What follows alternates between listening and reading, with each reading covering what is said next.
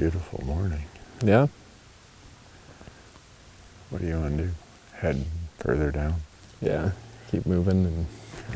Because that drainage where all those deer are, where those trucks keep driving, they can't go up to that other end where we saw that nice buck last night. Yeah. And drive up there and see what might have filtered in there during the night. Sure. Sounds good. Okay. Go look for that one, right? The one.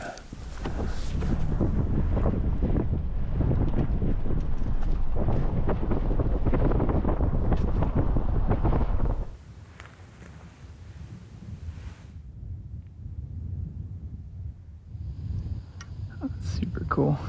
What's that? Oh, they're sparring. It's super cool. They're like a little more serious than this. Who are you fighting, bud?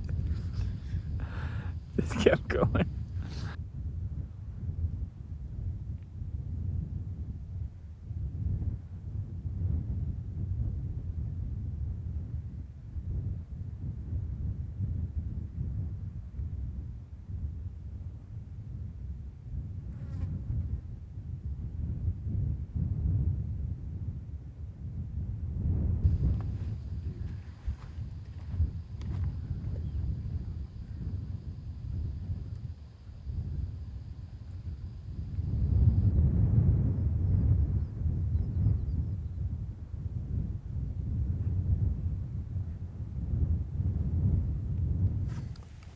We're back at camp.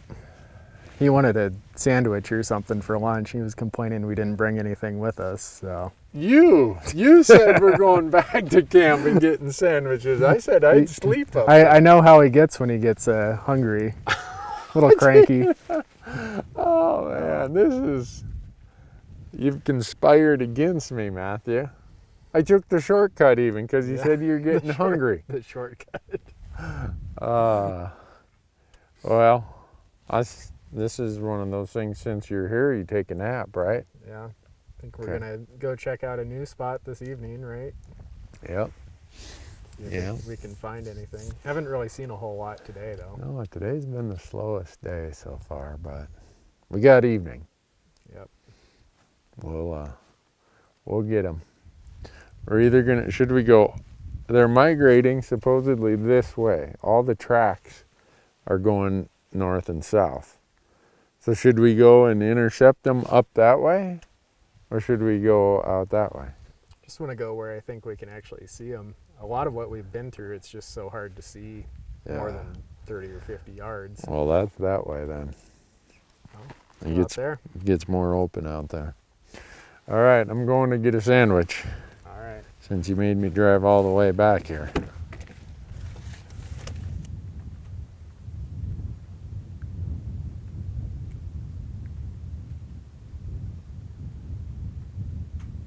I don't think when you go to a place every year, every other year, the change happens, but it's just kind of gradual. When it's been 20 years, sometimes 25 or 30 years, when you go back to a place, it's like, whoa, what the heck happened? It's just hard to get used to. Every little bench, every little point has what you see behind me, a gas pad. Part of the reason why the United States is the world's greatest economy is because we have low-priced energy relative to the rest of the world. Domestically, we're blessed with an abundance of energy resources. And the question always is, when we utilize it and extract it, are we going to do it in the way that accommodates wildlife the best? And I know some people would complain about this here, but I would say they've done a pretty darn good job of trying to keep the imprint, hard to say with this many roads, the imprint at a minimum, because it's not at a minimum. But I think every hunter, though, everyone who loves wildlife should come and hunt or hang out in a place that is bearing the pressures of our society. As our demands for energy and everything else continue to grow and grow and grow, we can accommodate that, but we can make exceptions for the wildlife needs that are out there, because this is This is a true treasure, this part of Colorado. And this wildlife, this mule deer resources is just excellent. And when we do stuff like this, let's do it right. I guess that's the answer. We're going to do it. And just whether or not we're going to do it right. Because the mule deer and the elk and everything else, the pronghorn, everything depends on us doing it right.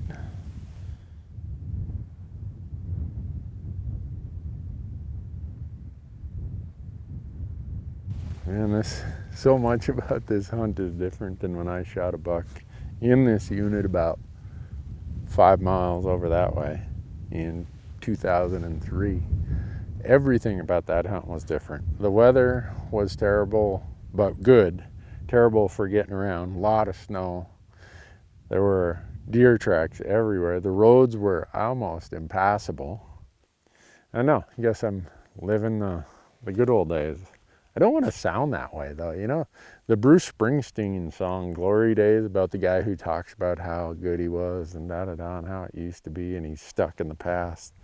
I don't want to be that guy, but that's why we go and hunt too, is because sometimes you just get some really fond memories of those trips. And I would say that was probably one of my top mule deer hunts as far as memories and fondness. And my brother-in-law, who's since passed on, spending it with him was a ton of fun. I was out exploring new country I'd never been to. So a lot of the reasons why you hunt encapsulated in that buck. When I see him on the wall, that's what I think about it. How intriguing and how fascinated I was to go to a new landscape and look for deer. One other thing that has changed, when I had the tag, there was hardly a time I didn't see feral horses running around. And the biologists here told me, over the last 3 or 4 years, they've captured 520 some wild horses off here. So that's got to help things. I mean, you think about how much forage a wild horse, a feral horse eats compared to a deer or an elk. That's got to be a big help. So for everything that I could see that changed, where I'm like, I'm not sure about that, hopefully I can find some things that cause me to say, yeah, good move. All right, we're gonna get going. It's prime time and I'm here storytelling. Let's go.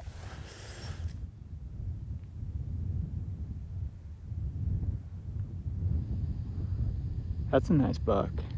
That might be the biggest one we've seen, frame-wise.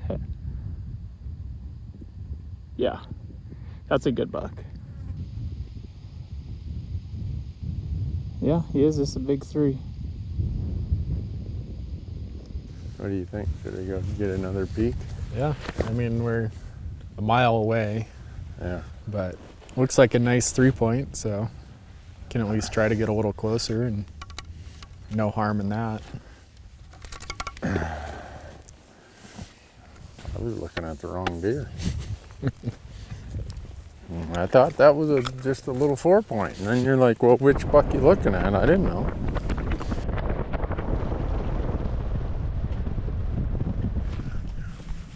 I mean, there's a lot of things that could be that would push that one over the edge. What else would have put? What if he would have had a full 4? Full 4 on both sides would have done it. More mass would have done it. A couple inches wider would have done it. Even at a 3-point, if he was 2 or 3 inches wider, he'd have been. Yeah, probably. He would have had a lead poisoning problem, you're saying? That's a nice buck. Also, if it wasn't 10 minutes before the end of shooting light. I think, always hate those ones, because if you get a slightly bad shot, Right. you wind up tracking it for forever. You yeah. lose it in the dark. You got a major. But No fun. I think at 150 yards where he was to start with, I don't think he would have had much of a tracking job. There he came out right there. Top of those trees right there.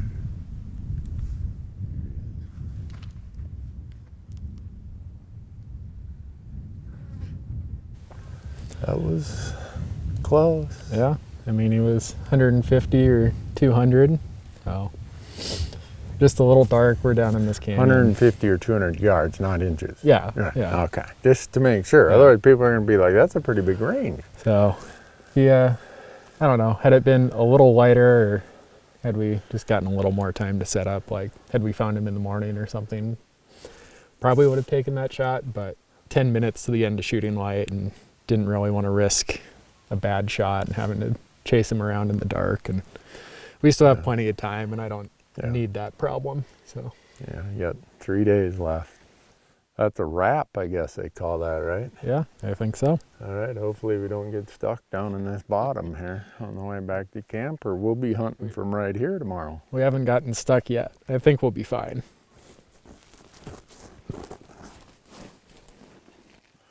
It's a pretty nasty road, but all right. I like your vote of confidence, if nothing else. Brought all the stuff for back straps and tenderloins, but I think he's just waiting until the last day so we can't eat his back strap and tenderloins in camp, then he'll get to take them home. That's what I think's going on here. After all I've done for that guy. And he tried chiseling me out of some back strap.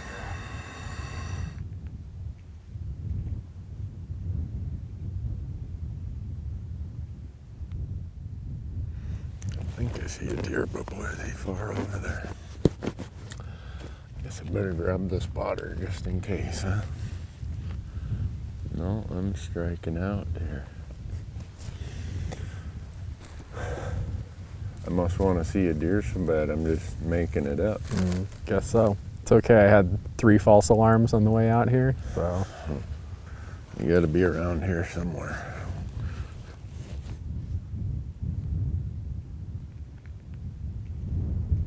Well, I think our first 40 minutes of day 3 has been what's that, the sunk cost fallacy or whatever? yeah. I mean, we haven't seen much, so. What do you want to do? I mean, we drove by a spot yesterday that looked pretty good. Just Over right there. on the other side here. Yeah. Maybe go down there and see if anything's moving around. Go find something. Got to be better than what we've seen.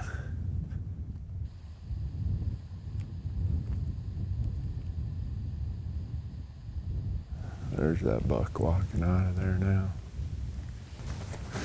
Well, finally what I'd call a mature buck. He's just not super mature. I can't tell, is he a 3x4 or a 3x2, Matthew? 3x2, I think. But he just horning the brush and acting all goofy and ruddy. That's a good sign, I guess, huh? Yeah.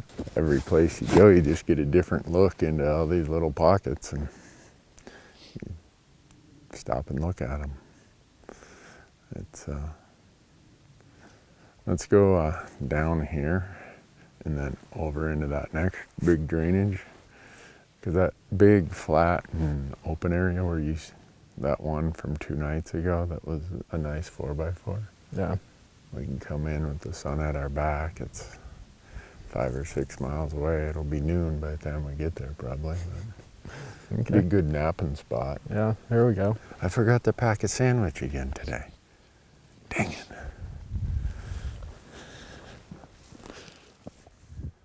As much as I think this walkout and glass tactic is the way to go, we only see a fraction of our deer doing this compared to just driving from Spot to glassing spot. point to glassing point.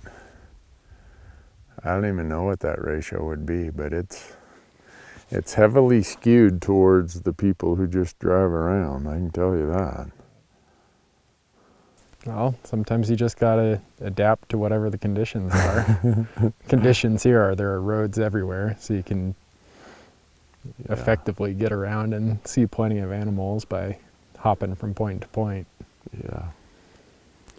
I guess I just got to get over that, huh? Yep.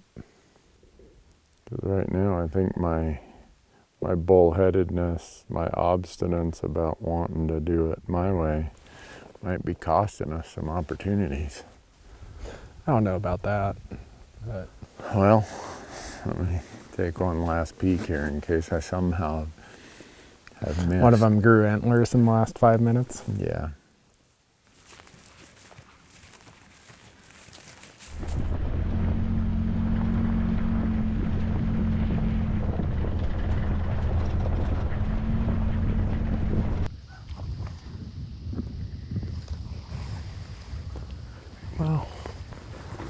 Saw this fairly nice 4-point just milling around with some does, and they're pretty close. I lost them while I was getting all my gear. Haven't quite made up my mind on him yet, but at least wanted to be ready in case I decided to go for it. So I'm gonna take another look at him and see what we can see.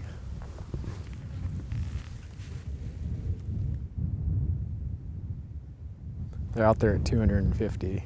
I'm just having a little too much fun watching him. I'm not sure I'm actually gonna shoot or not. For right now, I'm happy just, seeing them do their thing, and not always about getting the shot. Sometimes you just gotta enjoy what you like watching out of these guys. That buck is rutting so hard. I think he's a man of patience and deliberation, unlike his father. One thing I actually like is his points come in pretty far. Yeah, he's a pretty buck.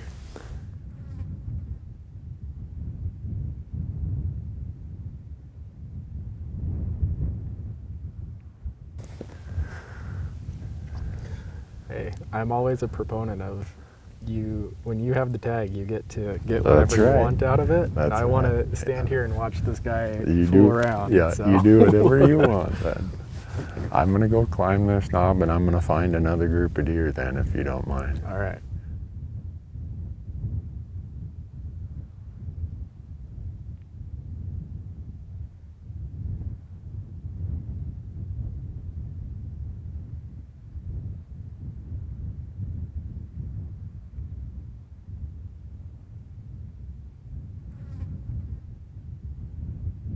So I stared at this guy long enough and decided that I'm gonna set up for a shot. So got an improvised shooting rest here that I'm just gonna use like a little GoPro mount.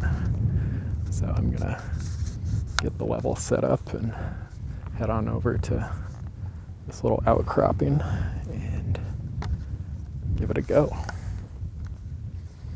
But we're gonna get everything set up so I don't get out there and then have to deal with it immediately. They're not too concerned right now, so now's a good time to get going.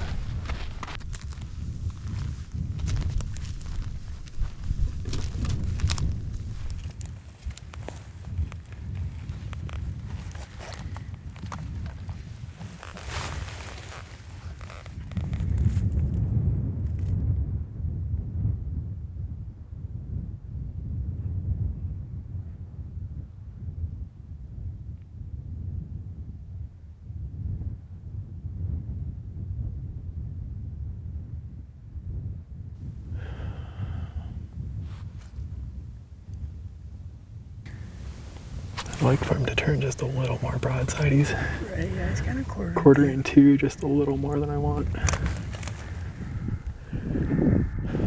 I'm on him though whenever you feel steady.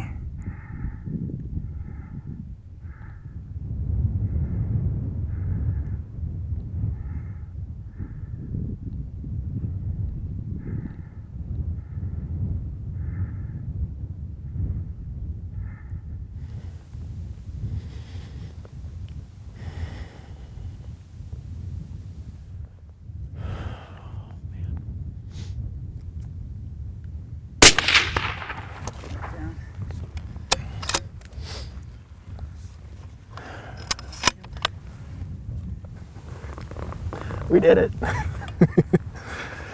So this is always the part that I care the most about, is just making sure it's a clean kill and that if he's still alive, we put him out of his misery quick. So we're gonna go take a look and do what we need to do. But hey, it's been a good time. I really enjoyed getting to watch this guy run around and chase these does so much. It was really enjoyable for me, and glad we managed to get a nice shot on it. So I'm gonna go take a look, and we'll see you in a few minutes.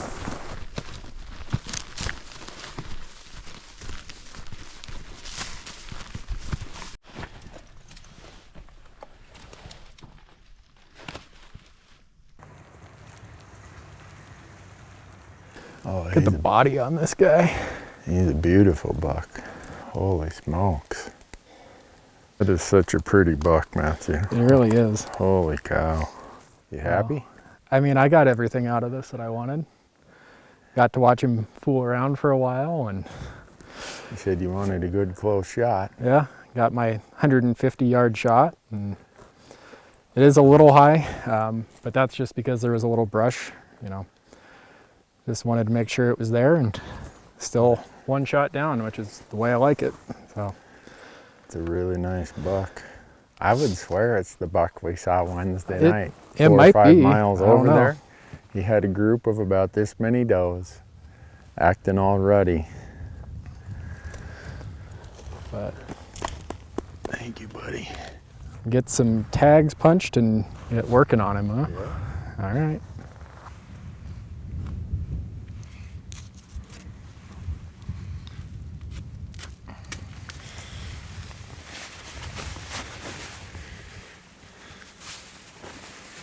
Man, I love this place.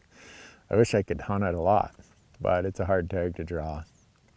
It's been a ton of fun coming here with Matthew and Marcus, and I suspect they probably are thinking, oh, Randy, you sound like Grandpa.